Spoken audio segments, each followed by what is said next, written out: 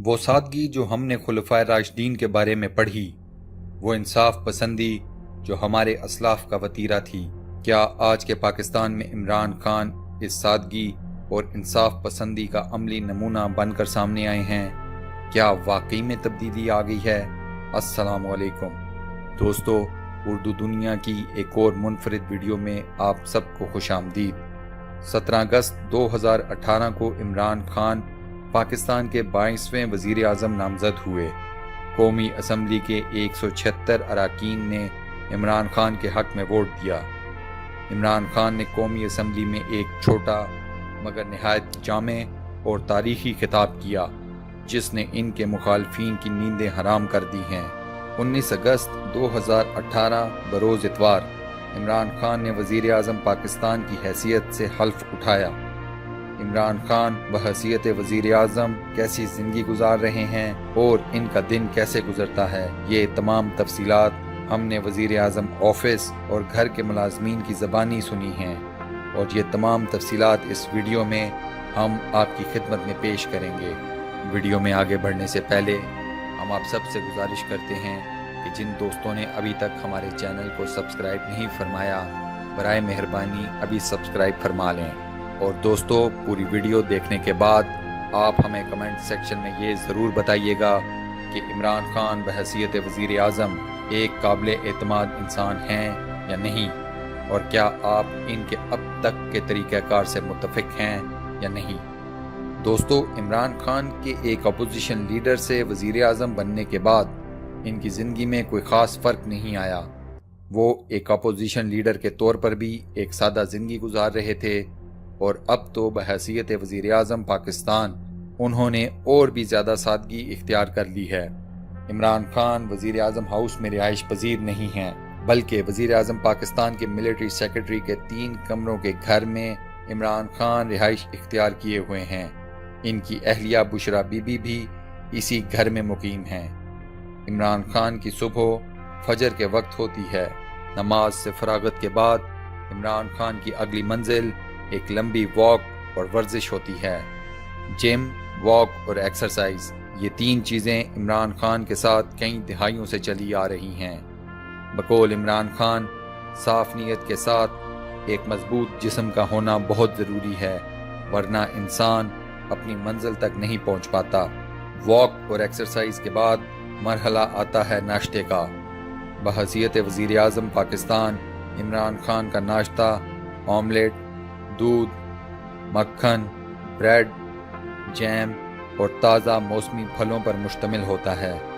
عمران خان اس بات کی پوری کوشش کر رہے ہیں کہ صبح 7 یا 8 بجے تک وہ وزیر اعظم کے دفتر میں بیٹھ کر اپنے فرائض منصبی سر انجام دینا شروع کر دیں۔ عمران خان کے دفتر میں بیٹھنے کے بعد ایک تھکا دینے والے دن کا آغاز ہوتا ہے۔ وزیر اعظم کے دفتر میں کسی بھی فضول خرچی سے عمران خان نے سخت ممانعت قائم کی ہوئی ہے۔ تمام آنے والے مہمانوں کو چائے اور بسکٹ پیش کیے جاتے ہیں۔ عمران خان بقول وزیر اعظم آفس کے ملازم کے چائے زیادہ نہیں پیتے۔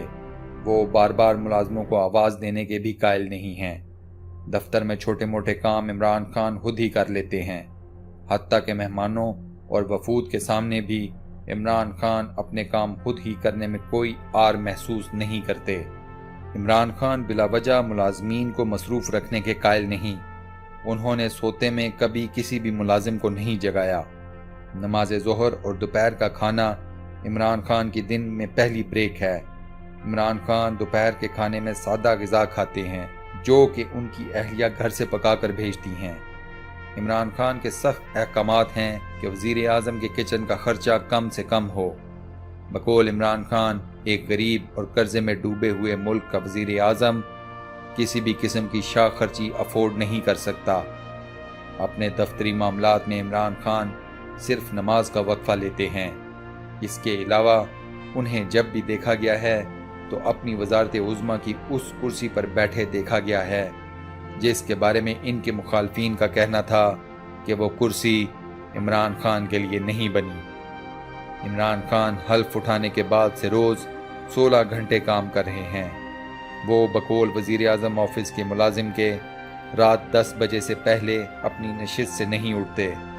حتیٰ کہ عمران خان کی وجہ سے ان کے وزراء بھی 16 سے 14 گھنٹے روزانہ کام کر رہے ہیں۔ عمران خان دفتر سے نکلنے کے بعد بھی فون پر اپنے وزراء کے ساتھ اہم معاملات پر تبادلہ خیال کرتے رہتے ہیں۔ رات کا کھانا عمران خان عمومی طور پر اپنے گھر میں اپنی اہلیہ بشرا بی بی کے ساتھ نوش فرماتے ہیں۔ ہماری معلومات کے مطابق عمران خان رات کو سونے سے پہلے اپنے اگلے دن کی تمام مصروفیات کو حتمی شکل دیتے ہیں، اگلے دن کے تمام پلانز کو فائنل کرتے ہیں اور پھر اپنی آرام گاہ کا رخ کرتے ہیں۔ دوستو، عمران خان کو وزیر اعظم پاکستان بنے ابھی 10 دن نہیں ہوئے اور ہم سب پاکستان میں ایک واضح تبدیلی محسوس کر رہے ہیں۔ عمران خان کو اپنی قوم کے پیسے کی کتنی فکر ہے، اس بات کا اندازہ آپ ان کے ایک حالیہ فیصلے سے لگا سکتے ہیں۔ آنے والے دنوں میں یونائیٹڈ نیشنز کے اجلاس میں پاکستان کی نمائندگی صرف 4 افراد پر مشتمل وفد کرے گا۔ پچھلی حکومتیں 70 سے 80 افراد کو محض سیر کرنے کے نام پر اس وفد کا حصہ بناتی رہی ہیں، جن میں ان کے اپنے رشتہ دار اور چہیتے صحافی بھی شامل ہوتے تھے۔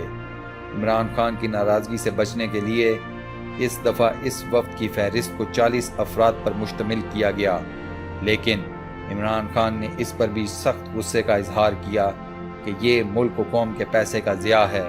چنانچہ انہوں نے صرف 4 افراد پر مشتمل وفد بنانے کا حکم دیا ہے۔ امریکہ، برطانیہ، چائنا، انڈیا، ایران، ترکی، ملیشیا، افغانستان سمیت بڑے بڑے ممالک کی نظریں اس وقت پاکستان پر ہیں۔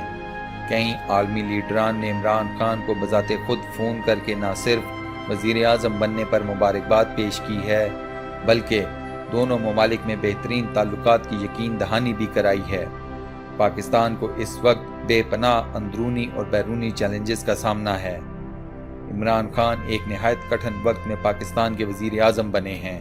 کئی نامور صحافی اس بات کے قائل ہیں کہ عمران خان ناکام ہو جائیں گے، لیکن وہ سب صحافی یہ بات بھول گئے ہیں کہ عمران خان نام ہی ہر وقت مسلسل جدوجہد کا ہے۔ عمران خان نے اپنی زندگی میں یہ جملہ کہ تم ناکام ہو جاؤ گے کئی مرتبہ سنا ہے، مگر ہر جنگ کے بعد اللہ تعالیٰ نے انہیں فتح نصیب فرمائی ہے۔ بحیثیت پاکستانی ہماری یہ دعا ہے کہ اللہ رب العزت عمران خان کو ایک بار پھر کامیابی سے ہمکنار فرمائیں۔ دوستو، کمنٹ سیکشن میں آمین لکھ کر ہماری اس دعا میں ضرور شرکت فرمائیے گا۔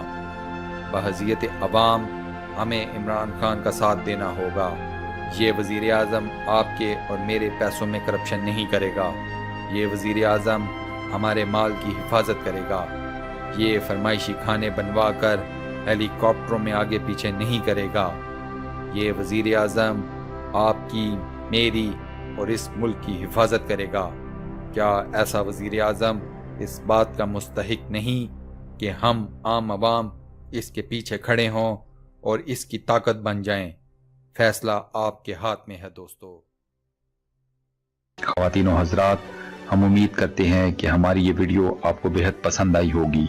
کمنٹ سیکشن میں ہمیں اپنی قیمتی رائے سے ضرور آگاہ کیجیے گا اور ویڈیو کو لائک اور شیئر کرنا مت بھولیے گا۔ بہت بہت شکریہ۔